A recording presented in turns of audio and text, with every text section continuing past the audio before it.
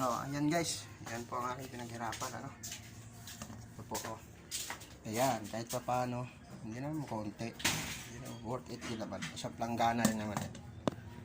So, ito ngayon dahil kaunti lang naman ang kailangan ko. Pamigay natin ito sa kapitbahay. Kasi gustong gusto nila ito. Ano? Napakamahal nito pagka binili mo. So, ayan Yan. Yan. Yan. Diba?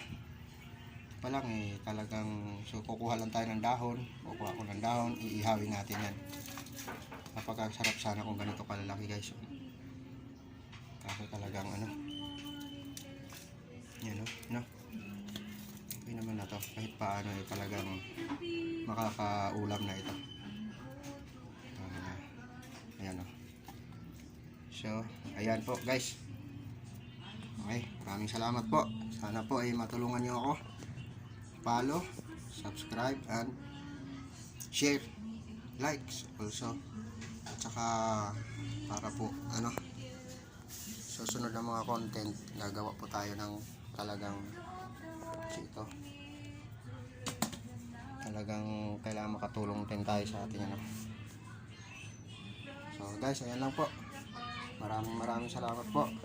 Magsubaybay. Ngayon lulutuin po namin yan. Kukuha lang po ng dahon. Yan po yung aking misis, nagkakanta na po, tuwan-tuwa po sa aking ulam. Hey guys, mamaya kay lilinisin muna natin. At kukuha lang tayo ng iihawin ko.